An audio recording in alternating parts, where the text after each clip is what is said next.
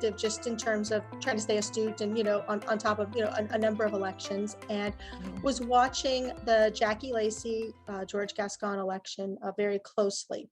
It was definitely a concern because those of us that were really mindful in watching saw the risks of what Gascon was calling reform as not being reform. Can you tell me a little bit about those directives that have led to an increase in crime?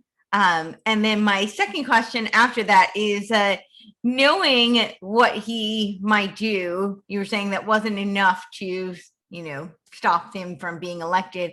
Do you have any insight as to why that might be?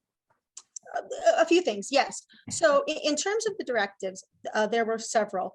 One of the directives actually indicated that there would no longer be a prosecution. Essentially, it would be an automatic dismissal for a number of misdemeanor crimes. These include crimes like trespassing, resisting arrest, prostitution. Many of these are sometimes referred to as quality of life crimes. And when law enforcement can't stop criminal behavior at the early stages, it only accelerates and exacerbates that behavior further. If someone is trespassing on property, it is oftentimes for rather nefarious purposes. It can lead very quickly to things like breaking and entering. It can lead very quickly to things like vandalism, destruction of that property on which they're trespassing. And so the criminals recognize, you can't stop me. And so it simply pushes that line out further and makes things much more dangerous, which is, again, what we've been seeing with those spikes in crime, including violent crime, because he's also issued directives that are concerning regarding sentencing, no longer sending deputy district attorneys to parole hearings.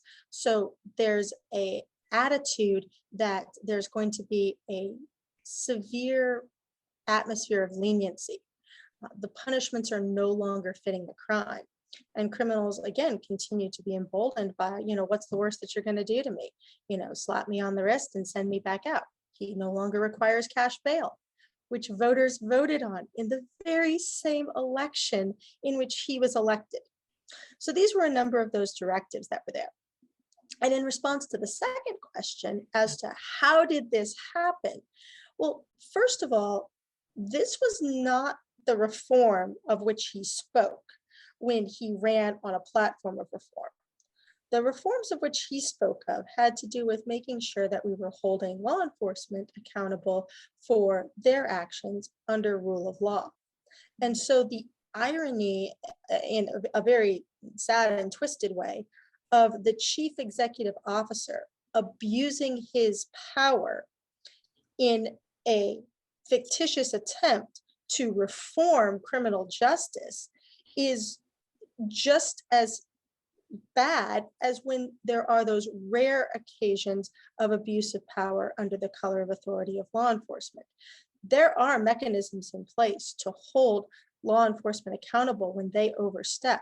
Sure. Unfortunately, the mechanism to hold George Gascon responsible as the district attorney requires a recall process because he is now the power abuser.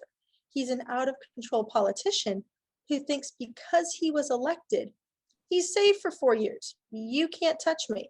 I was elected by the people. You were elected to be the district attorney, the chief prosecutor, the chief individual to prosecute criminal offenders, and he is disregarding that role for which he was elected, hired, and put in.